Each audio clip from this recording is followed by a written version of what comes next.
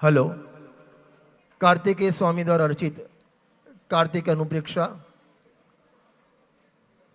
एमा लोक जे भावना अधिकार है एना अंतर्गत 321, 22, 23 અને એમાંથી ગુરુદેવશ્રીએ જે ક્રમબદ્ધ પર્યાયનો જયઘોષ કર્યો, સમય સાને 308 ગાથા અને આનું કનેક્શન કઈ રીતે મેળવ્યું તો 321, 22, 23 જમ જસ જમી દેશે જે જમી કાલમ में એ ગાથા ઉપર વિવેકજીનું પ્રવચન થશે.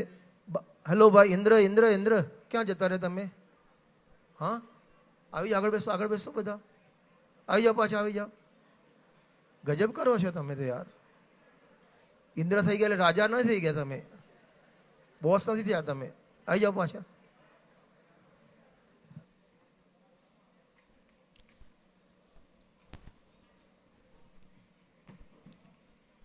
ओके सावधान.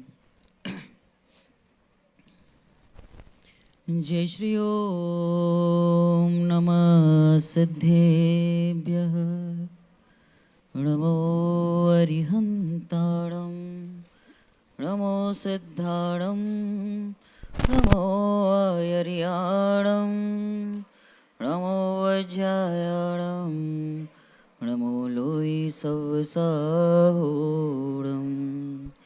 ईसो पंचणमो यारो सव्वपावपणासणो मंगलाणं च सव्वेशं पडवं होहि मंगलम्.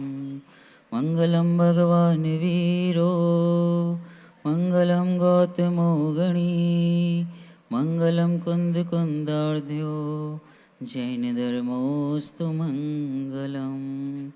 सर्वमङ्गलमाङ्गल्यं सर्वकल्याणकारकं प्रधानं सर्वधर्माणां जैनं जयतु शासनं जैनं जयतु शासनं.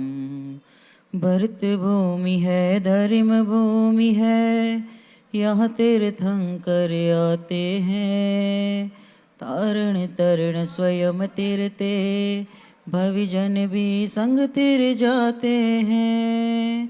मुनिराजों की आत्म साधना भूमि तीर्थ बन जाती है जिन वाणी भी युगों युगों तक संतों के गुण गाती है.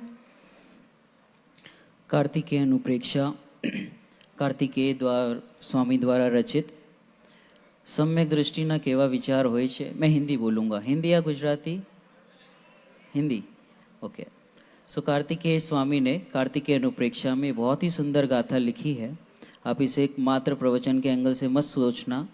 हल्के होने के लिए हम यहाँ पर आए हैं और जो जीव जितना हल्का होता है वो उतना ऊपर उठता है. हम नेमिनाथ भगवान की यहाँ पर जो भी सब हम देखेंगे कल्याणक आदि. धन्य था वो बालक जो जन्म से ही स्वयं को अजन्मा अनुभवता था. हम अपने को अजन्मा कब अनुभवेंगे?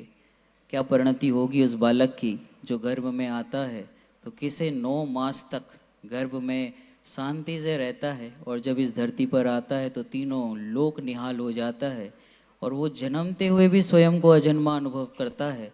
ऐसी परिणति, ऐसी विचार, ऐसी धारा, ऐसी श्रद्धा मेरे कब प्रकटित होगी? अपूर्व अवसर ऐसा किस दिन आएगा जब मैं भी ऐसा कहूँगा कि हे प्रभु मेरे मंडप में आओ, है आज मुक्ति का उद्घाटन.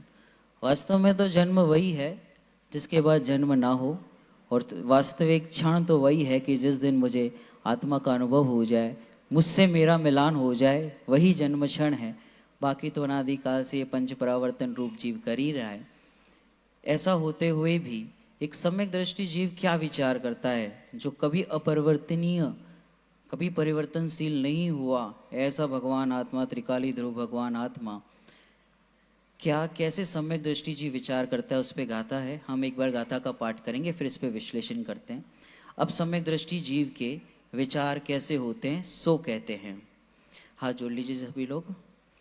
जम जस जम्मी देसे जेण विहाणेण जम्मि कालम्मि नादं जिणेण नियदं जंवं वा अहवमरणं वा तम तत्सतमिदेशे तेण विहाणेण तम कालमी कोसक दिवारेदोम इंदो वातः जिणेन्दो वा। जो जिस जीव के जिस देश में जिस काल में जिस विधान से जन्म तथा मरण उपलक्षण से सुख दुख रोग दारिद्र्य आदि सर्वज्ञ देव के द्वारा जाना गया है, वह वैसे ही नियम से होगा। वह ही उस प्राणी के उसी देश में उसी काल में उसी विधान से नियम होता है। उसका इंद्र जिनेन्द्र और तीर्थंकर देव कोई भी निवारण नहीं कर सकते। देखिए कितनी सुंदर गाथा है। जो जिस जीव के जिस देश में है, ये हमने सभी ने सुना है ये गाथा कई बार। जिस द्रव्य की जो पर्याय जिस काल में जिस निमित्त से जिस पुरुषार्थ पूर्वक होनी है, उस द्रव्य की वही पर्याय उसी काल में उसी निमित्त से उसी पुरुषार्थ पूर्वक होगी, अन्यथा नहीं। कई बार हमने सुना है, पर एक बार हम इस तरीके से भी विचार करें कि आखिर वो पर्याय को हमें बदलना क्यों है ना। जिस देश में जिस काल में जो पर्याय जब होनी ही है, तो फिर उसमें मेरा रोल क्या रहा। और हमें कई बार अज्ञानतावश कई बार हमें ऐसा लगता है कि ऐसा मेरे साथ ही क्यों होता है। एंड ये बाय डिफ़ॉल्ट है। तो जब भी अज्ञानता रहेगी, पहला गुणस्थान रहेगा, तब लगता ही रहेगा कि मेरे साथ ऐसा क्यों। और ऐसा क्यों, तो उसका उत्तर क्या हो सकता है। एक उत्तर ये है, ऐसा ही है। क्या कहा, ऐसा ही है। जीवन में कभी भी कोई भी समस्या है तो हमें इस बारे में ऐसा विचार करना चाहिए। जब भी हमें लगे कि ऐसा मेरे साथ क्यों होता है, तो हमें उत्तर रूप में क्या लगना चाहिए, ऐसा ही है। क्यों ऐसा है, क्योंकि 6 द्रव्य का परिणमन स्वतंत्र है, क्रमशः है, नियमित है, स्वाधीन है। कौन किसको क्या बदल सकता है। ऐसा क्यों, ऐसा ही है। कई बार हमें अपना अस्तित्व नहीं लगता। जैसे ये गेट से आते हैं ना, अगर वो आई कार्ड पूछ लिया तो हमें ऐसा लगता है कि क्यों मुझे पूछा। अपने अस्तित्व की पहचान नहीं, तो हमें वो आई कार्ड से अपनी पहचान लगती है। और थोड़ा सा ऐसा लगता है कि मेरा अस्तित्व नहीं रहा, थोड़ा सा इंसल्ट फील होता है। क्यों ऐसा लगता है, क्योंकि अस्तित्व जहाँ स्थापना करनी है, स्वयं की श्रद्धा जहाँ करनी है, जहाँ अहम करना है, वहाँ अहम के बिना कहीं और अस्तित्व स्थापित करना चाहता है तो नियम से दुखी तो होगा ही होगा। कहीं ना कहीं दुख का तो उसे भास होना ही होना है, दुखी होगा ही होगा। तो मेरे साथ ऐसा क्यों होता है, क्योंकि ऐसा ही है। वो उस पर्याय को कैसे बदल सकते हैं। जब जब जो जो होना है वो होके ही रहेगा, उसे कौन बदल सकता है। जब इस बारे में हम ऐसा विचार करते हैं कि जैसे हमें पर्याय बदलनी है या फिर बाहर में कुछ परिस्थिति बदलनी है, हमें ऐसा करना है, हमें वैसा करना है। एक श्रीमद जी का बहुत अच्छा कृपाणु देव का पत्रांग आता है, उसमें उन्होंने बहुत अच्छा ऐसा लिखा। 108 नंबर का पत्र है। यदि पूर्व में मेरे साथ ऐसा हुआ होता तो आज मैं ऐसा ना होता। यदि मैं आज ऐसा करूँगा तो भविष्य में मैं ऐसा होऊंगा। यदि मैंने पास्ट में कदाचित मैं किसी कंट्री में या कहीं और, उदाहरण के तौर पर कहीं और होता, तो आज मैं यहाँ नहीं होता, कहीं और होता। ऐसे जो अज्ञानतावश हमें लगता रहता है, तो हमें उस बारे में थोड़ा सा सोचना चाहिए कि ऐसा मुझे क्यों लगता है, आखिर उसके पीछे का कारण क्या है। तो जब ये गाथाएं जब हम पढ़ते हैं, जिस जीव के जिस देश में जिस विधि से जिस काल से जिस निमित्त से जिस पुरुषार्थ पूर्वक जो होना है वो होकर ही रहेगा, उसे इंद्र नरेंद्र सुरेंद्र भी टालने में समर्थ नहीं है। अब ये बातें हमें सबको ज्ञान में पता है। तो ज्ञान में पता होने से क्या होगा कि कषाय मंद हो जाएगी, लेकिन जब तक वो श्रद्धान का विषय नहीं बने तब तक दर्शन मोनी में कुछ भी हेर फेर होता नहीं है।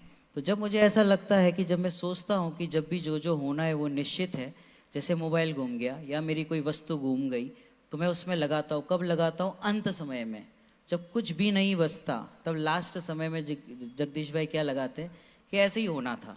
लेकिन वो कैसे होना था, कैसे हुआ, उस बारे में, प्रोसेस के बारे में हम विचार नहीं करते। यदि प्रोसेस के बारे में विचार करें तो ज़रूर हमें शांति मिल सकती है। उस प्रोसेस के बारे में हम विचार करते हैं। जैसे हमारा मोबाइल गुम गया तो हम उसके बारे में क्या विचार करते हैं कि मेरा मोबाइल गुम गया। कोई भी वस्तु, सोने की कोई वस्तु, चेन या कोई भी वस्तु गुम गई, तो हम क्या विचार करते हैं, घूम गई। क्यों घूमी, इसका उत्तर क्या है जयेश भाई, इसका उत्तर क्या है हमारे पास, वस्तु क्यों घूमी। एक हम उत्तर देते, निवेश भाई क्या उत्तर देते कि जानी थी तो चली गई। और क्या उत्तर हो सकता है, मेरी थी नहीं। और क्या हो सकता है उत्तर, हितल भाई क्या उत्तर हो सकता है। अनेकों उत्तर हम देते हैं, फिर भी शांति तो नहीं मिलती। जो भी मिलती है वो थोड़ी सी शांति मिलती है, तत्संबंधी उतनी देर जितनी देर कषाय मंद हुई उतनी देर, फिर क्या, व्हाट नेक्स्ट, फिर वापस से आकुलता होती है, फिर परिणाम बिगड़ने लगते हैं। तो उसका कारण क्या? क्योंकि जितना हमने सोचा वो सब ज्ञान के लेवल से सोचा, और वो सोचना भी चाहिए। जितना हम सोचते तो उतनी हमें शांति तो मिलती है। पर इसको थोड़ा सा ये गाथा के एंगल से विचार करें कि जिस द्रव्य की जो पर्याय जिस काल में जिस निमित्त से, है ना, जिस पुरुषार्थ पूर्वक होनी थी वो होके ही रहेगी, उसे कोई भी टालने में समर्थ नहीं है। अब उस वस्तु का घूमना हुआ, यानी 3 लोक में ही वो कहीं है, बस मेरे पास संयोग में नहीं है, इसलिए मुझे अनईजी लग रहा है। अनईजी लग रहा है मतलब आकुलता हो रही है, आकुलता हो रही है मतलब दुख हो रहा है। और वो दुख हुआ क्यों? वो वस्तु मुझे मिल जाए तो मुझे शांति मिलनी चाहिए ना। अगर वो वस्तु मुझे मिल जाए फिर हम ये वाला लगा सकते हैं कि हाँ वापस मिलनी थी तो मिल गई, मुझे शांति मिल गई। तो हमें इस बारे में थोड़ा सा गहराई से विचार करना चाहिए। सिर्फ ज्ञान के लेवल से हम जो विचार करते हैं कि वस्तु जो घूमनी थी वो चली गई, मेरा बच्चा नहीं मान रहा क्योंकि ऐसा है नहीं, हो नहीं सकता, ये मात्र ज्ञान के लेवल से हम विचारते हैं और सोचते हैं कि पर द्रव्य का परिणमन कैसा है, स्वाधीन है, क्रमशः है, ऐसा मात्र ज्ञान के लेवल से चल रहा है। तो ज्ञान के लेवल से जितना हम सोचेंगे उतना क्या होगा, शांति तो मिलेगी, लेकिन वो टेम्परेरी शांति है। लेकिन परमानेंट शांति चाहिए, उस बारे में थोड़ा सा गहराई से विचार करें तो वो होगा कैसे। तो सबसे पहले हम विचार करें कि वो मोबाइल मेरा था ही नहीं। ऐसा हम सिर्फ ज्ञान के लेवल से नहीं, सिर्फ हम पर्याय में बैठ के नहीं, थोड़ा सा अपनी ओर से सोचे कि उस मोबाइल का, उस वस्तु का, उस सोने का, उस बच्चे का मेरे से क्या संबंध है। मेरे से क्या संबंध है अर्थात तो सुख दुख का क्या संबंध है। मेरा उसके साथ सुख दुख का तो कोई संबंध ही नहीं है। अब मैं अज्ञानतावश उससे सुख दुख का संबंध खुद ही स्वयं भ्रम से स्थापित करता हूँ। ये वस्तु घूमनी नहीं चाहिए, ये वस्तु मेरे पास रहनी चाहिए। तो हमने कौन से सिद्धांत को नहीं माना? ये वाले सिद्धांत को नहीं माना कि जिस द्रव्य की जो पर्याय जिस काल में जिस निमित्त से होनी है वो होके ही रहेगी। कहाँ बैठ के नहीं माना? श्रद्धा में बैठ के। कहाँ बैठ के मानते? मात्र ज्ञान में, वो भी क्षयोपशम ज्ञान जो हमारे पास है। बस ऊपरी ऊपरी हम सोचते हैं और हमें लगता है सोचते तो बहुत है, पढ़ते तो बहुत है, बट कुछ होता नहीं। कैसे होगा? क्योंकि जहाँ पे बैठ के हम सोच रहे हैं वहाँ से ऐसी शांति मिलने वाली नहीं है जो हम सोच रहे हैं। जो आत्मिक शांति हमें चाहिए वो तो श्रद्धा के अवलंबन से ही मिलने वाली है। तो वस्तु जो गई, जो भी वस्तु हो, पर द्रव्य हो, जो भी हमारा वस्तु गई, बच्चे नहीं मान रहे, मोबाइल चला गया, सोना चला गया, या जो भी वस्तु हमारी जो पसंदीदा चीज़ थी, कोई व्यक्ति हमारे पास से चला गया जो हमारे घर का सदस्य होता है। कई बार ऐसी आकुलता होती है कि व्यक्ति मेरे पास नहीं, अभी किसी और गति में, या तो मेरे अकॉर्डिंग फैमिली में नहीं चल रहा। क्यों नहीं चल रहा? क्योंकि हम तो चाहते हैं कि मेरे अकॉर्डिंग चले, बट वैसा तो होना नहीं है। क्यों नहीं होता? क्योंकि वस्तु का स्वरूप ही ऐसा नहीं है। यदि ऐसा हो जाए, हमारे अकॉर्डिंग सारी चीज़ें हो जाए, तो हमें शांति मिल सकती है ना। अगर मेरे अनुसार सब चीज़ें होने लगे, सपोज मुझे चाहिए 100 करोड़ और वो मुझे मिल जाए, मुझे चाहिए कि सब मेरे घर वाले मेरी सुने, सब मुझे मेरे अकॉर्डिंग चले, तब तो शांति मिल जाएगी ना। इसमें एक प्रश्न अपने आप से हमें पूछना चाहिए, यदि ऐसा हो भी गया, 100 करोड़ मिल भी गए, तो क्या हो सकता है? क्या हो जाएगा उसमें? सारे लोग मेरे अकॉर्डिंग परिणमन करने लगे, जैसा मैं चाहता हूँ वैसा होने लगे, तो फिर उससे होगा क्या? मिल क्या जाएगा? और इसको लॉजिकली कैसे हम प्रूव कर सकते हैं कि पूर्व में जितनी भी चीज़ें मैंने सोची थी उसमें से जो भी जितना भी मेरे अनुकूल हुआ, क्या उससे मुझे शांति मिल गई? अगर नहीं मिली है तो वापस से क्वेश्चन मार्क होना चाहिए कि व्हाट नेक्स्ट। जो हम सोच रहे हैं भविष्य का, उसके आगे क्या होगा। सिकंदर थे, उन्होंने सोचा था मैं पूरी दुनिया को जीतूंगा, है ना। वो इस सिद्धांत को नहीं मानते थे कि जिस द्रव्य की जो पर्याय जिस काल में होनी है, मतलब जो व्यक्ति दुखी है वो इस सिद्धांत को नहीं ही मानता, और जो मानता है वो दुखी कैसे हो सकता है ना। हो ही नहीं सकता इस सिद्धांत को माने वो। तो सिकंदर आधी दुनिया जीत चुका था। फिर वो जब यहाँ भारत देश में आया, उसने दूर जंगल से जब वो जा रहा था, तब उसने दूर से एक मुनिराज को देखा, तो उसे बड़ा अनईजी फील हुआ। उसे ऐसा लगा कि मैं इतना बड़ा राजा, तो ये व्यक्ति मेरे राज्य में होते हुए कौन इतना दुखी रह सकता है। तो उसने अपने मंत्रियों से कह के कुछ कपड़े या जो चीज़ें भिजवानी थी उसने भिजवाई सिकंदर ने। तो मुनिराज थे, उन्होंने तो कुछ लिया नहीं। वो आए सारे मंत्री और जो देना था दिया, लेकिन मुनिराज तो ध्यान में बैठे थे, उन्होंने कुछ लिया नहीं। ध्यान से बाहर आए तभी भी वो मौन थे। फिर वो सिकंदर के पास वापस गए, तो सिकंदर से कहा उन्होंने तो कुछ लिया ही नहीं।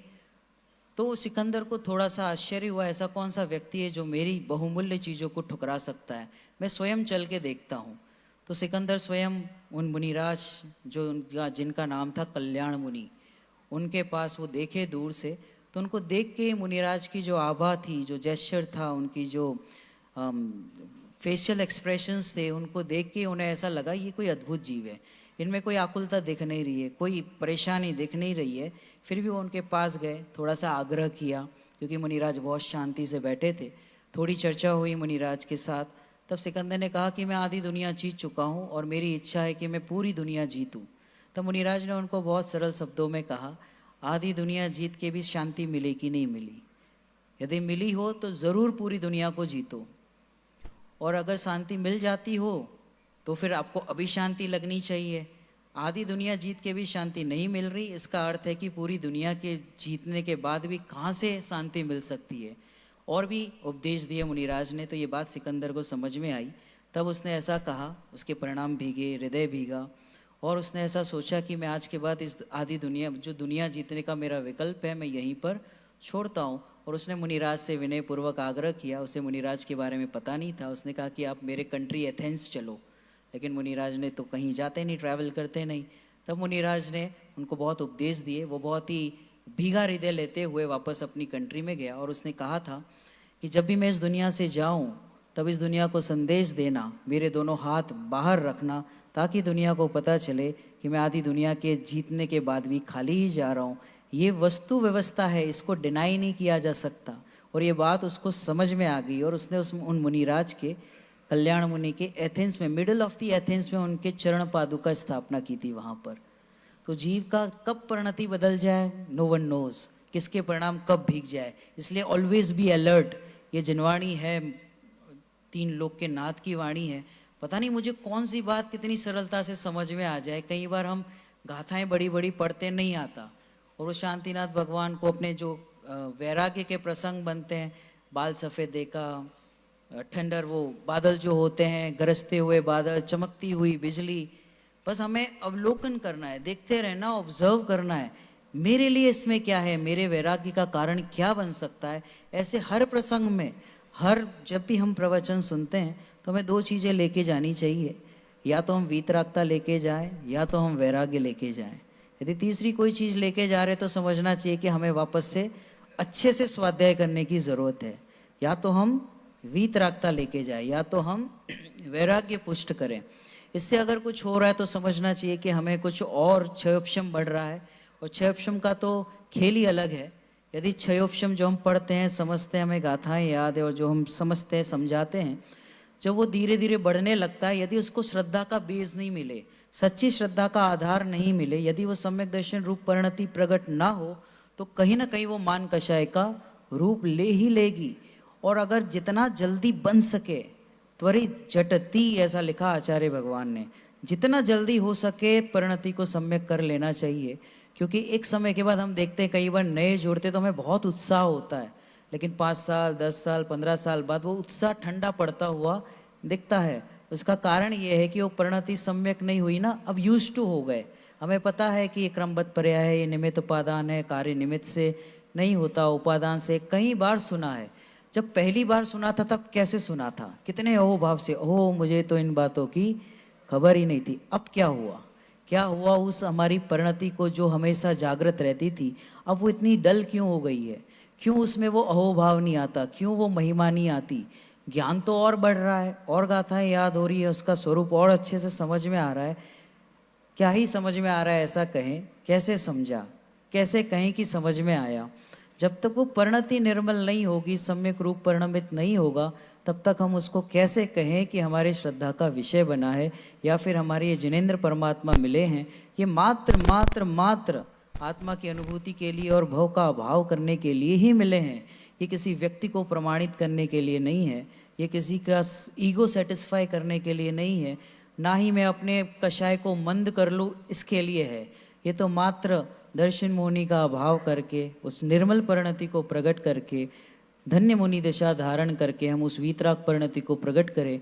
ऐसी अरन दशा को, सिद्ध दशा को प्राप्त हो, इसके लिए जनवाणी मिली है।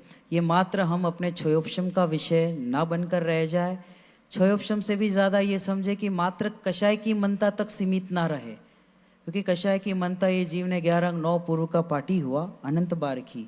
क्या बाकी रह गया? क्या उस जीव को जब मैं 11 अंग 9 पूर्व का पाठी हुआ तब क्या मुझे ये गाथाएं नहीं पता थी? क्या मुझे नहीं पता था जिस देश में, जिस काल में, जिस निमित्त से, जिस पुरुषार्थ पूर्वक होनी है उसी प्रकार होगी, उसे इंद्र नरेंद्र सुरेंद्र भी टालने में समर्थ नहीं है?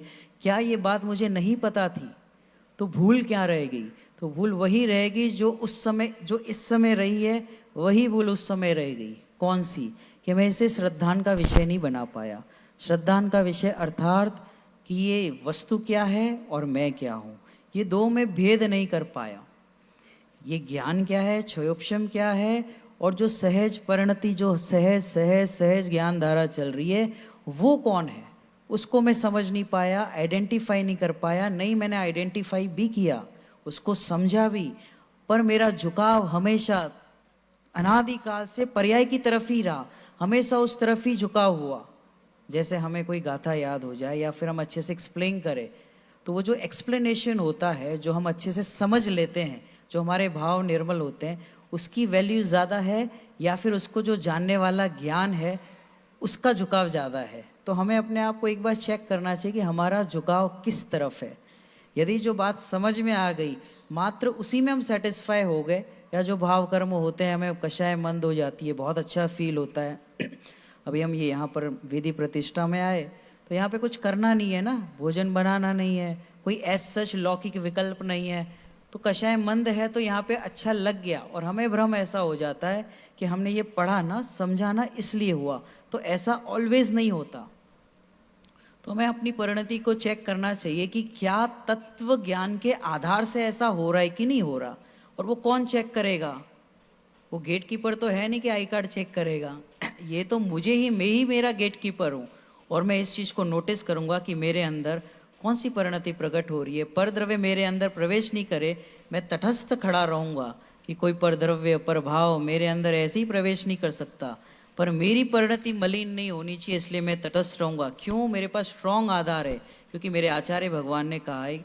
अब जो परद्रव्य की बात चली, उसके साथ हमें अपने परिणाम के बारे में भी विचार करना है। जो हमारे भाव कर्म आदि होते हैं, जो हमें लगता है कि हमें कार्यक्रम बनाना है, हमें यहाँ जाना है। अभी जैसे बहुत लोग यहाँ से फिर जाके सोचेंगे जबलपुर जाना है, वहाँ पे प्रतिष्ठा अटेंड करना है। मुझे तो ऐसा लगता है कहाँ जाना है, कौन से डेस्टिनेशन पे जाना है। अब तो ठहराव आना चाहिए, ये जाने आने की बात नहीं है। परिणति में, मेरी श्रद्धा में मुझे ऐसा क्यों नहीं लगता कि मैं ठहर जाऊँ। अब तो मुझे ठहरना है, क्योंकि मोक्ष मार्ग प्रवचन सार जी में आया, मुनिराज का लक्षण स्थिरता जिनका लक्षण है, और जो स्थिर है वही सुखी है। और जो मूव करते हैं, चाहे वो परिणाम में मूव करें, चाहे फिजिकली मूव करें, तो जो श्रद्धा में मूवमेंट हो रहा है वहाँ पर बाहर में, हमें लगता है कि यहाँ जाके ऐसा करके, यहाँ जाके ये पढ़ के, ये समझ के ऐसा कुछ हो जाएगा, तो ऐसा होने वाला नहीं है। वो समझ के परिणति कहाँ रम रही है, उस पर सोचने जैसा है। क्या श्रद्धा मेरी सम्यक हुई या नहीं, या फिर मेरा झुकाव किस तरफ का है, परद्रव्य की तरफ का है कि मेरी तरफ का है। झुकाव किस तरफ है, उससे निर्णय होगा कि कषाय मंद होगी या दर्शन मोनी मंद होगा। यदि झुकाव पर की तरफ का है, देवसास गुरु की सेवा, दया, दान, व्रत, भक्ति का है, तो जरूर से कषाय मंद होगी, इसमें कोई दो राय नहीं है। लेकिन वो देवसास गुरु जो हमें भगवान आत्मा बताते हैं, निर्मल परिणति को प्रकट करने के लिए जो शुद्धात्म तत्व को बताया है, उस शुद्धात्म तत्व की और मेरा कितना वजन है, और ऐसा सिर्फ 608 कर पाते हैं। बाकी कहीं ना कहीं कोई ना कोई, किसी न किसी क्षेत्र में, किसी भाव में, किसी क्रिया में ज़रूर वो अटकेगा, और मुझे इसकी खटक ज़रूर होनी चाहिए। बेन श्री बेन कहते हैं गिल्ट नहीं होना चाहिए, गिल्ट तो हमें डाउन करता है, खटक खटक होगी तो हम वो ऊपर उठने का हमें पुरुषार्थ होगा। हमें विचार करना चाहिए, अपने आप से पूछना चाहिए, आखिर मैं जाना कहाँ चाहता हूँ, आखिर मैं स्थिर क्यों नहीं रह पा रहा, क्यों मेरी परिणति बार बार इधर से उधर डगमगा रही है। कह दिया ना एक बार, जिस द्रव्य की जो पर्याय, जिस काल में, जिस निमित्त से, जिस पुरुषार्थ पूर्वक होनी है, वो होके ही रहेगी। और यदि मुझे सम्यक दर्शन हो भी गया तो उससे क्या, वो भी तो एक समय का है। और जिस द्रव्य को देख के वो परिणति प्रकट हुई है, वो तो त्रिकाल है ना। अब मैं तो कैसा हूँ, पूरा का पूरा हूँ। अब उस पर्याय को मुझे देखना हो तो देखे, मेरा उससे क्या, मेरा उससे भी कोई ऐसा संबंध नहीं है, यदि उसे मुझे देखना हो तो देखे, आई एम नॉट इंटरेस्टेड।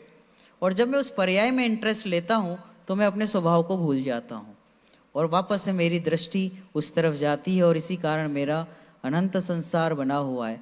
आप सोच रहे होंगे इसका और इसका कनेक्शन क्या है। कनेक्शन ये है कि जब तक मैं यहाँ बैठ के श्रद्धा में बैठ के इस वस्तु स्वरूप को, वस्तु व्यवस्था को, जो त्रिकाली भगवान आत्मा है, वहाँ पर जब तक मैं स्थिर नहीं रहूँगा तब तक मुझे ये बात समझ में नहीं आएगी कि जिस द्रव्य की जो पर्याय जिस काल में जिस निमित्त से होनी है उसी प्रकार होगी। जब तक श्रद्धा के बेस पे, श्रद्धा के आधार पर ये बात समझ में नहीं आएगी तब तक वो केवल ज्ञान मात्र में गेम चलता रहेगा, वहीं पर खेल चलता रहेगा। एक बार हम अपनी ओर से सोचे कि वास्तव में मुझे कहाँ जाना है, क्या करना है। मैं तो सहज हूँ ना, मुझे तो यहीं रहना है, मुझे तो अपने में स्थिर रहना है और मेरा कौन क्या बिगाड़ सकता है। ना कोई द्रव्य, ना कोई बाहर की कोई वस्तु, ना कोई परिस्थिति मेरा क्या बिगाड़ सकती है। अपना है वो कहीं जाता नहीं और जो जाता है वो मेरा नहीं। तो मैं अपने आप को देखूं, अपने में स्थिर रहूं और स्थिर क्या होना, मैं ध्यानमय ही हूं। अब जब ये बात मुझे समझ में आ जाती है, जब ये बात मेरी श्रद्धा का विषय बनती है, नॉट ओनली ज्ञान का विषय, जब ये मेरी श्रद्धा का श्रद्धेय बनता है कि मुझे कहाँ जाना है, अभी 4-5 बजे के बाद क्या करना है, हमारी प्लानिंग्स होती है। और उपयोग का एक रूल है, यदि उपयोग कहीं ऑक्यूपाइड हुआ, यदि वो कहीं बंधा तो आकुलता होगी और आकुलता है मतलब दुख है। उपयोग किसी भी रूप में कहीं भी ऑक्यूपाइड हुआ यानी बंधा तो दुख तो होना ही होना है। उसका रीजन ये है कि वहाँ पे द्वैतपना है, दो है ना, उपयोग बंधा तो किसी पर द्रव्य में बंधा तो जो दो चीजें होगी वहां बंधेगा तो क्या होगा, दुख होगा। चाहे वो समय हो, चाहे परिस्थिति हो, चाहे व्यक्ति हो, चाहे कपड़े हो, जितने भी 9 कर्म में हम कहीं भी उपयोग को हमने बांधा, अभी हमें लग रहा होगा नहीं हमारा उपयोग तो बंधा हुआ नहीं है। तो एक होता है कॉन्शियसली उपयोग का बंधना और एक होता है सब कॉन्शियसली, मतलब वो भी प्रकट रूप में नहीं है, अंदर से वो उपयोग कहीं ना कहीं लगा हुआ है। हमें पता है 30th को हमें जाना है, 31st को हमें यहाँ से निकलना है और कहीं बिजनेस करना है, कुछ यहाँ जाना है, कुछ कार्यक्रम अटेंड करना है। उपयोग स्थिर नहीं है ना, उपयोग कहीं ना कहीं बंधा हुआ है, भले वो 2 दिन का हो, 3 दिन का हो, उपयोग बंधा मतलब वो स्थिर नहीं रहा। और ये बात हमें समझ में नहीं आई कि हमें करना क्या है वहां पर जाकर भी। मैं बिजनेस में जाके भी क्या कर लूंगा, मुझे वहां शांति मिलेगी कि नहीं मिलेगी, मेरा उससे कोई प्रयोजन ही भाषित नहीं होता। यदि मेरी ट्रेन छूट जाए, फ्लाइट छूट जाए तो क्या हो जाएगा, यदि मेरे बिजनेस में लॉस हो जाए तो क्या हो जाएगा, यदि 1 करोड़ का नुकसान हो गया आज तो क्या होगा। अब वो तब होगा तब हमें फील होता है क्योंकि वो 1 करोड़ की हमारे दृष्टि में कुछ वैल्यू है कि इस क्या वैल्यू है कि ये मुझे सुखी कर देगा, ऐसा मुझे लगता रहता है। और जब तक ऐसा लगता रहेगा तब तक वो अंदर से शांति लगने वाली नहीं है। हम तो रात्रि में भी जाग जाते, बहुत आकुलता होती ना, टेंशन होता है, वे जितने ऑर्गेनाइजर हैं ठीक से थोड़ी सो पाएंगे। मतलब कुछ काम लिया है तो उपयोग ऑक्यूपाइड है और ऑक्यूपाइड उपयोग हमें स्थिर नहीं रहने देता। और कहाँ जाना है, ये कितनी व्यवस्था बाहर में जो भी चलती रहे, मैं कुछ करने में समर्थ ही नहीं हूँ कि पर द्रव्य का मैं कुछ कर सकूं, ऐसे मेरे में ताकत ही नहीं है तो मैं करूँ कैसे। और दूसरा है कि ये वस्तु व्यवस्था ऐसी है, वस्तुत्व गुण है, द्रव्यत्व गुण है, 6 सामान्य गुण है, उसमें देखा जाए तो हर वस्तु अपना परिणमन स्वतः क्रमशः नियमित व्यवस्थित स्वाधीन कर ही रहा है। तो मेरे लिए कुछ करने की गुंजाइश है ही नहीं, तो मैं क्या करूं। तो मेरे लिए करने के लिए क्या रहता है कि मैं उसको जानता रहूं। अरे जानता रहूं ये भी कहने में आता है, जान ही रहा हूं। और जब मुझे ये बात दृष्टि में समझ में आ जाए कि मैं जान ही रहा हूं, तब मुझे उपयोग रूप बाहर में ऐसा समझ में आता है कि जिस द्रव्य की जो पर्याय जिस काल में जिस निमित्त से जिस पुरुषार्थ पूर्वक होनी है वो वैसी होगी, अन्यथा नहीं हो सकती, ऐसी बात मुझे समझ में आती है।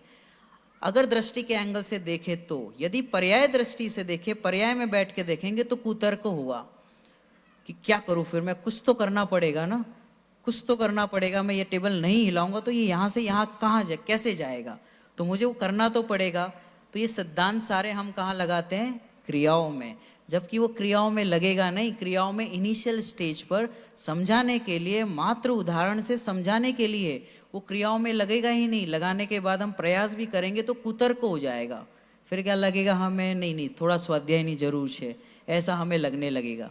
वो श्रद्धा में लगेगा, क्रियाओं में नहीं लगेगा। तो क्रियाओं में क्या होता है, क्योंकि वो व्यवस्था तो बदलने वाली नहीं है, क्रियाओं में हमें दिखेगा, बदलाव कुछ नहीं होगा, क्रियाओं में क्या होगा, दिखेगा। यहाँ दृष्टि से जब हम उसको देखेंगे, इस टेबल का परिणामन अभी यहाँ है, कुछ देर के बाद वहां चला जाएगा, ऐसा हमें दृष्टि में दिखेगा। अब मैं उसको करूं या ना करूं, ऐसा प्रश्न ही गलत है। क्यों? क्योंकि कौन करे, पूज्य गुरुदेव श्री कहते हैं कौन करे, मैं कर ही नहीं सकता, पर द्रव्य का मैं कर ही नहीं सकता। और प्रश्न है कि मैं क्यों करूं, करने की वहां पे जरूरत ही नहीं है। ऐसे ही मुझे सम्यक दर्शन करना है कि क्या करना पड़ेगा, करना पड़ेगा या नहीं करे करना पड़ेगा, पुरुषार्थ साध्य है या कैसे है, मुझे आत्मा की अनुभूति करनी है। सिंपल तरीके से पूछा जाए तो मुझे सुखी होना है कि नहीं होना है, यहाँ हमें कितने लोग को सुखी होना है, तो आप कहोगे इसीलिए तो आए हैं। पर इसको ध्यान से चेक करना चाहिए कि वास्तव में मुझे उस सुख की तलाश है या नहीं है, ऐसा स्वयं से पूछना चाहिए। तो सुखी होना नहीं है, मैं सुख स्वरूप ही हूँ, मुझे मुक्त होना नहीं है, मैं मुक्त ही हूँ। और जब मुझे ये बात समझ में आ जाए कि मैं मुक्त ही हूँ, तो मुझे होने की गुंजाइश ही नहीं रही ना।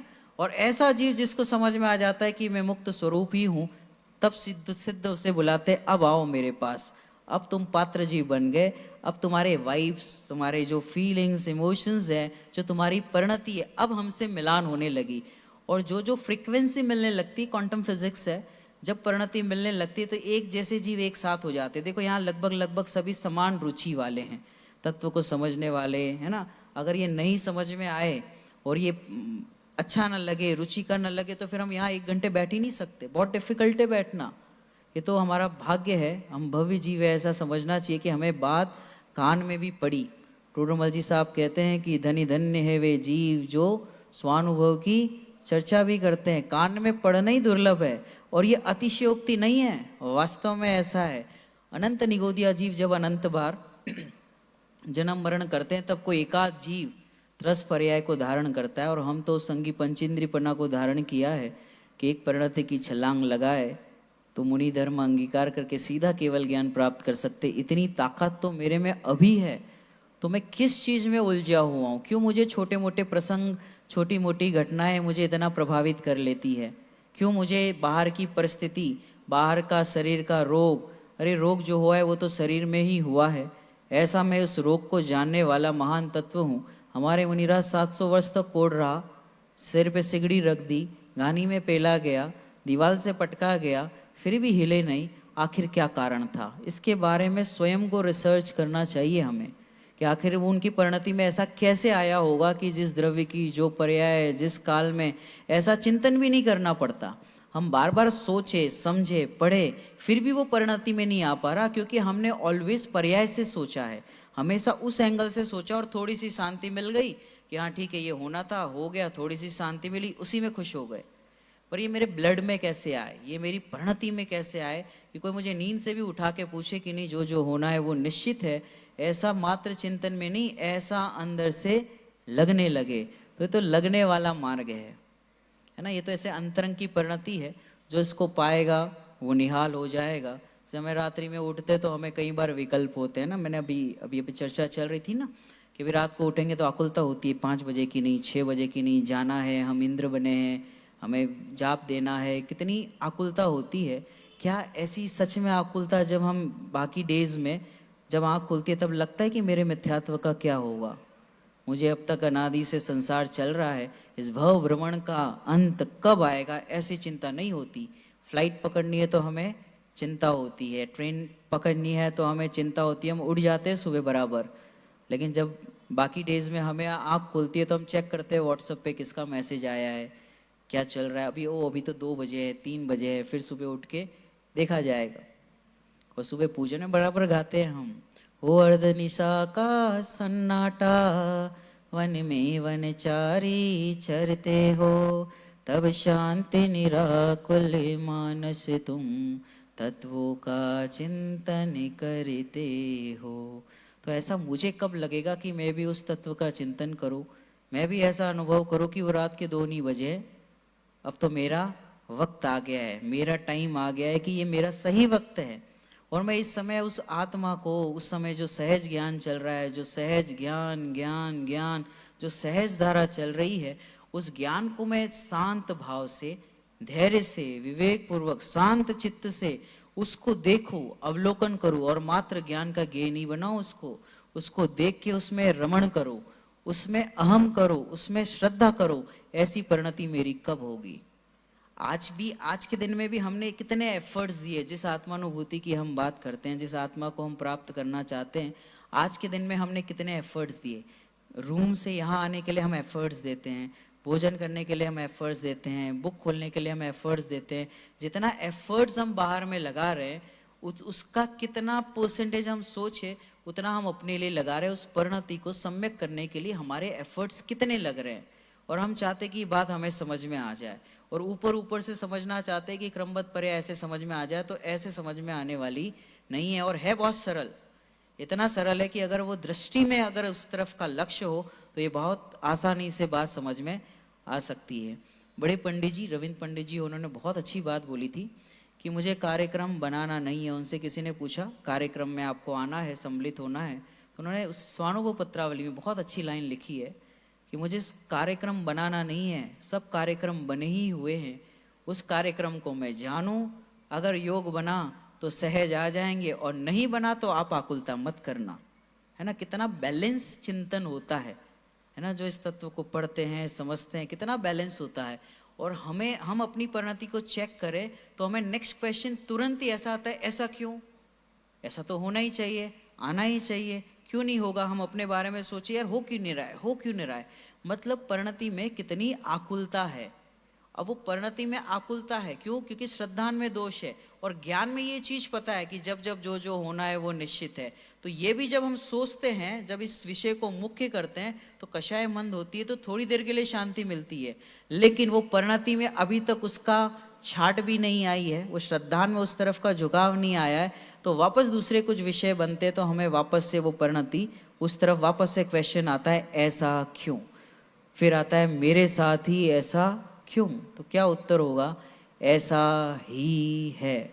अगर ये बात जब तक समझ में नहीं आएगी तो दुखी हुए बिगर हम होंगे ही होंगे दुखी। सुख का उपाय कैसे मिले, तो उस बारे में हमें विचार करना है कि जो जिस जीव के, जिस देश में, जिस काल में, जिस विधान से जन्म मरण आदि उपलक्षण से सुख दुख रोग दारिद्र्य सर्वज्ञ देव द्वारा कहा गया है, वो हो के ही रहेगा। जो जो देखी वीतराग ने, सो सो होसी वीरा ने। मतलब सर्वज्ञ भगवान के ज्ञान में जो झलका है वही होगा। क्या ये बात सत्य है? जो भगवान के ज्ञान में झलका है वही ही होगा। क्या ये बात सत्य है? तो ये सत्य तो है, पर पूरा सत्य नहीं है। सत्य ये है कि जो जो होने वाला है वो भगवान के ज्ञान में झलकता है। यदि हम मात्र इतना कहेंगे कि भगवान के ज्ञान में जो झलका है वो होगा, तो हम पराधीन हो जाएंगे, डिपेंडेंट हो जाएंगे कि भगवान के ज्ञान में जो झलकेगा वही करना पड़ेगा। तो ऐसा नहीं है। जो जो होने वाला है वो भगवान के ज्ञान में जाना जाता है, उनके ज्ञान में झलकता है। नहीं तो हम भगवान को ब्लेम करेंगे, आपने ऐसा क्यों जाना, मेरे लिए अच्छा जान लेते, सब जीवों के लिए ऐसा क्यों जान रहे, थोड़ा तो अच्छा जानो, 100-200 करोड़ का जानो, अच्छा लाड़ी बाड़ी गाड़ी हो तो सब ठीक हो जाए, ऐसा जानो। ऐसी हमें अपेक्षा रहेगी। या तो कहीं अगरबत्ती जलाएंगे, कहीं मोमबत्ती जलाएंगे, या तो चादर चढ़ाएंगे, कोई ना कोई अपेक्षा होगी। और कहेंगे जरूर, हाथ पे हाथ धरे से करना कुछ नहीं रहा जैसे। ये सिर्फ भगवान को सुनाने जाते हैं हम। वो भगवान को पूछते, बराबर है आज की स्तुति पूरी, और कुछ सुनना है? मतलब हम भगवान को सुना के तो आ जाते हैं, पर भगवान क्या कहना चाहते वो हमने कभी नहीं सुना। हमने अपनी स्तुति बोली, अपने पाठ बोले, नवकार बोला, सब बोला, लेकिन भगवान क्या कहना चाहते हैं वो आज तक हमने सुना नहीं। भगवान अपने आप को भगवान देखते हैं, भगवान हमें भी भगवान देखते हैं, हम भी भगवान को भगवान देखते हैं, पर हम स्वयं को भगवान नहीं देखते। और नहीं देखते इसलिए हमारी परिणति कहाँ जाती है? बाहर की ओर जाती है। और जो पर से जुड़ेंगे वो प्रसिद्ध होंगे, और जो स्वयं से जुड़ेंगे वो सिद्ध होंगे। क्या कहा? जो पर से जुड़ेंगे वो प्रसिद्ध होंगे, और जो स्वयं से जुड़ेंगे वो सिद्ध होंगे। जब भी पर से जुड़ने की बात आती है तो हमारी दृष्टि वापस उधर ही जाती है। यहाँ पे पर का अर्थ भी जो भावों से लेना है, जो हम भाव लेते हैं, हमारी जो मंद कषाय होती है, जब उनसे जुड़ते हैं तो हमारी मंद कषाय के भाव होते हैं, तो बाहर में दया दान व्रत आदि के भाव दिखाई देते, प्रसिद्धि ही मिलेगी, सब अच्छा अच्छा कहेंगे।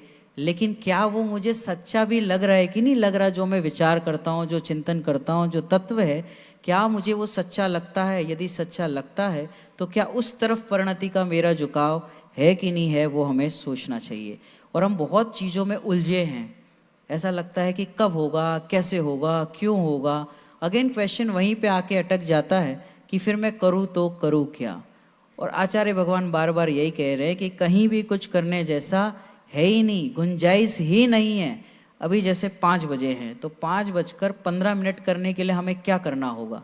5:15 होने के लिए हमें क्या करना होगा? कुछ तो करना पड़ेगा। कोई कहेगा कि वो कांटा हिला दो, है ना, कांटे को ऐसे वो 3 पे लेके जाओ तो 5:15 हो जाएंगे। अनादिकाल से हमने यही किया है, कुतर्क लगाया और पर द्रव्य में चेंज करने की कोशिश की। We have not accepted the way it is. हमने ये एक्सेप्ट नहीं किया कि ये 5 बजे हैं और 5:15 होगा तो भी क्या हो जाएगा। 5:15 होगा तो होगा, और नहीं भी होगा तो मेरा उससे क्या लेना देना है। दुनिया में आग लग जाए उससे मेरा क्या लेना देना। वो कैलिफोर्निया में आग लगी, ये यहाँ पर परेशान है और कर कुछ नहीं सकता, सिर्फ बातें हैं, करता कुछ नहीं है। और इसको कोई आकुलता भी नहीं है, मात्र टाइम पास के साधन बनाए हुए हैं और उसमें वो उसका टाइम पास होते रहता है। थोड़ा यहाँ देखा, थोड़ा वहाँ गया, थोड़ा घूम लिया, थोड़ा खा लिया, थोड़ा पी लिया, थोड़ा सो लिया और थोड़ा बहुत ये भी देख लिया। तो अपनी लाइफ को सेटल करके रखा है हमने, उसमें कंफर्ट जोन में है हम। इतना चिंतन इतना होता है हमारे, इतना समझ में आता है। सुबह का एक प्रवचन सुन लिया, प्रक्षाल अभिषेक हो गया, that's it, enough. But what about श्रद्धा? श्रद्धा में दृष्टि में ज्ञायक होना चाहिए। क्या कहा? दृष्टि में ज्ञायक हो, ज्ञान में भेद विज्ञान हो और चारित्र में संयम की भावना होनी चाहिए। क्या कहा? दृष्टि में ज्ञायक हो और ज्ञान में भेद विज्ञान चले और चारित्र में संयम की भावना हो, ये हमारा जीवन होना चाहिए। पर हमने अपने हिसाब से सेटल कर लिया है कि भूमिका में इतना तो चलता है और अपने हिसाब से मॉडिफाई किया है उसको। ऐसा जिनवाणी में कहीं लिखा नहीं है, और वो आधार ऐसा देता है जैसे याद नहीं होता तो शिवभूति मुनिराज को याद करता है, पर वो ऐसा कभी नहीं विचारता कि ऐसे अनेकों जीव हुए जो मौन रहे, है ना, कभी बोले ही नहीं और स्वरूप की साधना करके किसी की गॉसिपिंग नहीं की, किसी की निंदा नहीं की। ऐसे भी जीव हुए, तो जब हम निंदा करते तब हमें वो मुनिराज क्यों याद नहीं आते। तो हमारी परिणति को हम चेक करें, हम अपने स्वभाव को पहचाने, आखिर में चाहता क्या हूँ, मेरा टारगेट क्या है, वाई आई एम हियर, मैं इधर क्यों आया हूँ, मेरा लक्ष्य क्या है। और वो लक्ष्य ऑन द स्पॉट निर्णय करना होगा हमें, ये कल कल कल कल वाला काम नहीं है। वो एक पूजन में आता है ना, राजमल जी पवैया जी ने बहुत अच्छा लिखा है, कब तक कल कल कल कल करते ही आया हूँ, रागों की हवेली में रहते ही आए हम। अब ये सुनने में तो बड़ा अच्छा लगता है, राग भी बड़ा अच्छा लगता है, लेकिन वो राग में ही अभी उसी हवेली में बैठ के हम बोल रहे हैं और हमें उस चीज़ का एहसास नहीं है। ये सबसे बड़ा आश्चर्य है। आश्चर्य तो यह है कि मैं पर्याय में बैठ के सोचना चाहता हूँ और वहाँ से कुछ सोचता हूँ कि काम हो जाएगा, वो दृष्टि रखते रखते मैं क्रमबद्ध पर्याय को समझ लूँ, तो ऐसा कभी होना नहीं है। और ये अपने साथ किया गया सबसे बड़ा अन्याय है, सबसे बड़ा पाप है, सबसे बड़ी अनीति है कि मैं पर्याय में बैठ के और ये सोच रहा हूँ कि मैं दृष्टि में यहाँ पर, मतलब हमें दोनों बैलेंस करना है कि ये भी संसार भी बराबर चलता रहे और ये भी बराबर चलता रहे। तो ये दो नाव वाली चीज़ नहीं है। पूज्य गुरुदेव श्री ने ज्ञान गोष्ठी में लिया, सम्यक दर्शन कैसे प्राप्त हो, दूसरे या तीसरे पैराग्राफ पे उन्होंने बहुत अच्छा उसमें लिखा है, बगैर किसी अवलंबन के ऐसा लगना चाहिए कि मैं शुद्ध हूँ, मैं बुद्ध हूँ। फिर उन्होंने लिखा कि अंदर में दृष्टि में ऐसा हो कि मुझे एक आत्मा के सिवा कुछ चाहिए ही नहीं। और कुछ नहीं चाहिए मतलब सच में कुछ नहीं चाहिए, एक ही अपेक्षा होनी चाहिए। कौन सी? एक ही अपेक्षा होनी चाहिए। कौन सी अपेक्षा? की कोई अपेक्षा ही नहीं रहे। बड़े पंडित जी ने बहुत अच्छा एक भक्ति में लिखा है, कोई अपेक्षा हो नहीं, निर्द्वंद हो जीवन, संतुष्ट निज में ही रहूं, नित्य आप सम भगवन। मतलब मेरी किसी से कोई अपेक्षा ही नहीं हो तो मुझे कोई दुखी करके बताए। मेरी कोई अपेक्षा ही नहीं हो, मैं किसी से जय जिनेंद्र की अपेक्षा ना रखूं, मैं किसी से बोलचाल की अपेक्षा ना रखूं, मैं किसी टाइम पे सब आ जाए, सब ऐसा हो जाए, वैसे हो जाए, घर वाले मेरा मान ले, मेरा इतना बड़ा बिजनेस हो, ऐसी मेरी अपेक्षा ही ना हो। मैं ये भी अपेक्षा ना रखूं कि मुझे कुछ परिणति प्रकट करनी है, जो होगा वो होगा, जब होना है तब होगा, ऐसा श्रद्धान में दृष्टि में बैठ के विचारो तो मुझे त्वरित तुरंत शांति मिलेगी। और जिस तत्व को विचार करने से, जिसका चिंतन करने से तुरंत शांति मिल जाती है, तो उस रूप परिणमित होने से निर्विकल्प दशा क्यों प्रकट नहीं होगी? क्या परिणति होगी उन मुनिराजों की जो अपनी परिणति में केली करते हैं? उन्हें क्या ऐसा अच्छा लग गया, क्या ऐसा दिख गया जो चक्रवर्ती का वैभव छोड़ के जंगल में चले गए? आखिर ऐसा क्या दिख गया? वो भी तो हमारे जैसे ही थे, हमारे बीच में ही रहते थे। आखिर ऐसा उन्हें क्या जच गया जो मुझे नहीं जच रहा? आखिर इसका कारण क्या है कि मुझे बाहर में इतना सुख लग रहा है, इतनी शांति लग रही है कि मुझे अंदर की शांति भासित नहीं हो रही? क्यों मैं उसे देखना नहीं चाहता? इसका स्वयं से प्रश्न पूछना चाहिए। और जब प्रश्न पूछेंगे तो उत्तर जरूर मिलेगा। चिंतन, जो चिंता है वो चिता की ओर लेके जाती है, और चिंतन जो है वो चिन्मय की ओर लेके जाता है। चिंता करेंगे तो पक्का भाव मरण होना ही होना है, और चिंतन करेंगे तो जरूर उस चिन्मय तत्व की प्राप्ति के हम योग्य बनेंगे। अद्भुत है ये, इस पे कितनी चर्चा करें कि जब जब जो जो होना है वो होके ही रहेगा। मेरा कभी मरण नहीं होता, मेरा कभी जन्म नहीं होता, ये तो क्षेत्र से क्षेत्रांतर होता है। मैं क्या चाहता हूँ? अभी मैं, मुझे लग रहा है मैं हिम्मतनगर में हूँ।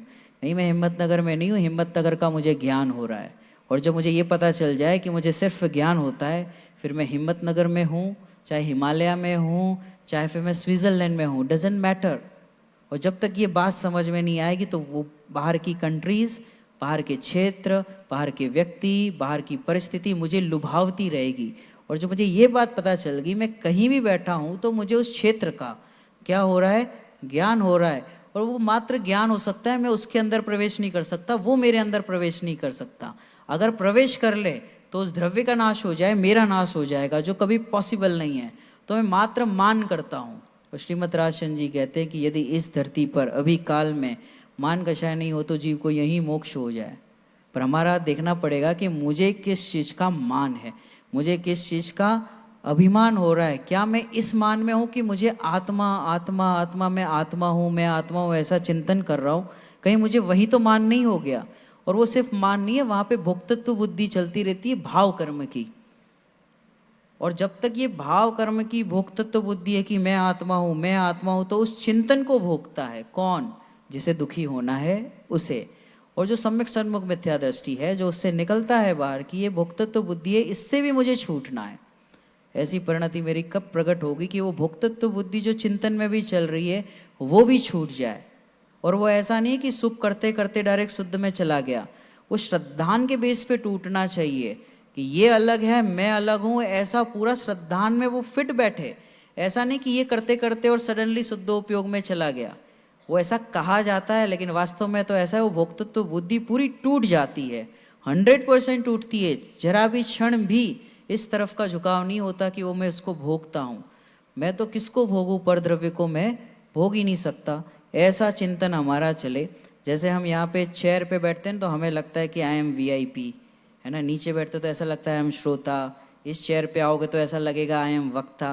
लेकिन जब आत्मा में बैठेंगे तो ऐसा लगेगा आई एम अकर्ता, मैं अकर्ता हूँ।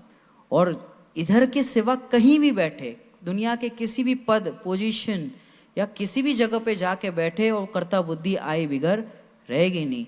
जब तक ये अकर्ता स्वभाव कौन है वहाँ पे परिणति निर्मल नहीं होगी, वो परिणति का उस तरफ झुकाव नहीं होगा, तब तक कहीं ना कहीं मान, कहीं ना कहीं कर्ता बुद्धि कहीं ना कहीं ऑक्यूपाइड रहेगा, मतलब दुखी ही रहेगा।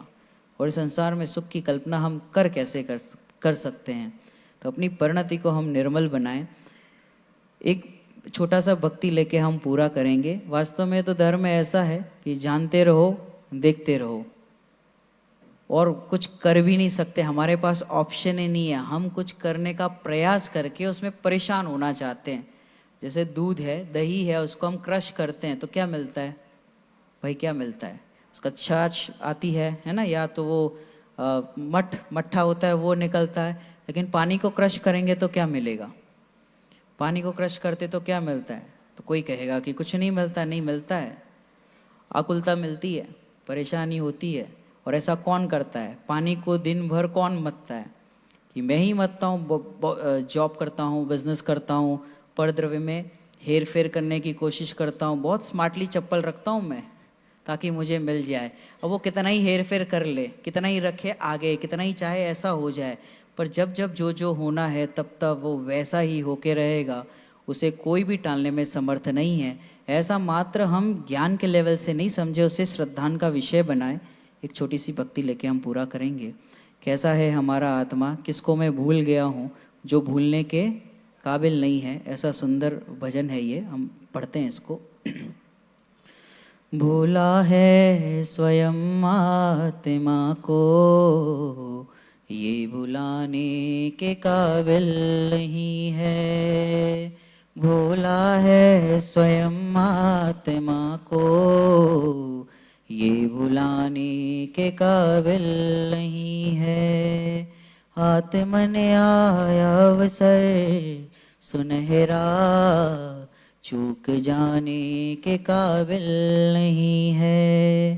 आत्मन आया अवसर सुनहरा, चूक जाने के काबिल नहीं है। अभी पंडित जी बता रहे थे को दिन भर नहाते हैं ना, ऐसे अदंत दोवन और स्नान आदि मुनिराज के गुण बता रहे थे। हम पूरे दिन वही करते। कोई हमें कह दे कि थोड़े से सांवले लग रहे हो, थोड़े से काले हो गए, तो आधा घंटा 1 घंटा पूरा उसको सर्विस सेंटर अपना जो बाथरूम है उसमें पूरा उसको क्लीन करते हैं, लेकिन होता कुछ नहीं है। प्रयास ही करते हैं, हमें भ्रम होता है मैं क्लीन हुआ, शरीर असुचि हो पवित्र कैसे हो सकता है। कितना ही प्रयास करे कुछ होने वाला गुंजाइश ही नहीं है। मूढ़ काया को निस दिन सजाता, मूढ़ काया को निस दिन सजाता, नाना भूषणे पसंद नित पहनाता।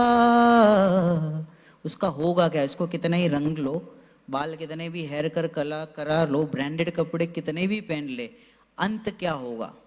छूट जाएगी एक दिन ये निश्चित, छूट जाएगी एक दिन ये निश्चित, ममता करने के काबिल नहीं है, ममता करने के काबिल नहीं है। भूला है स्वयं आत्मा को, ये भुलाने के काबिल नहीं है। फिर हमने थोड़ा सा धर्म पढ़ा, सुना, समझा। पाप को छोड़ पुण्य में आता, पाप को छोड़ पुण्य में आता, मान कर धर्म उसमें भ्रमाता।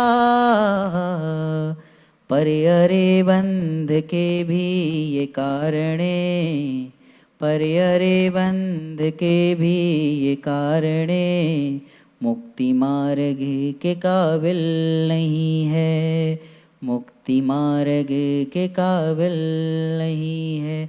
क्रमबद्ध का जब भी क्वेश्चन आता है ये पूछते अब करे तो करे क्या। प्रश्न ये आता है ना, पुरुषार्थ करे कि नहीं करे, कुछ तो करना पड़ेगा। टोडरमल जी साहब ने पूरे मोक्ष मार्ग प्रकाशक जी का सार बताया। तत्व निर्णय में मन को लगाओ, तत्व निर्णय में मन को लगाओ, भेद विज्ञान सम्यक जगाओ, सर्व पर्याय गुण भेद भी तो महकाने के काबिल नहीं है। भूला है स्वयं आत्मा को, ये भुलाने के काबिल नहीं है। एक ही मंगलोत्तम शरण है, एक ही मंगलोत्तम शरण है, शुद्ध ज्ञायक ही तारणे तरण है। अब इसकी जो लाइन है वो मुझे बहुत पसंद है और मेरी लाइफ को काफ़ी चेंज किया है। आप भी इसको अप्लाई कर सकते हैं। जब भी कुछ हो जाए जीवन में, कुछ भी लगता है कि बच्चे नहीं मान रहे, बाहर की परिस्थितियाँ बदल नहीं रही है, वैसे ही नहीं बदलने वाली, तो एक माइंडसेट किया जा सकता है, accept the things and situation as they are. जो जैसा है उसे एक्सेप्ट कर ले। इससे सरल उपाय कोई नहीं हो सकता। सरल भी है, आसान भी है और वो शांति भी देने वाला है। बाहर का कोई भी तरीका हमें शांति दे नहीं सकता, आकुलता ही करेगा। होता स्वयमेव सब परिणमन है। कुछ भी हो जाए, आग लग गई बाहर तो क्या करेंगे, होता स्वयमेव सब परिणमन है। जहाँ पे हम बैठना चाहते थे वहाँ पे जगह नहीं मिली, है ना। हम चाहते थे ऐसा हो जाए, मेरे शरीर में रोग हो गया, तो अब क्या करें।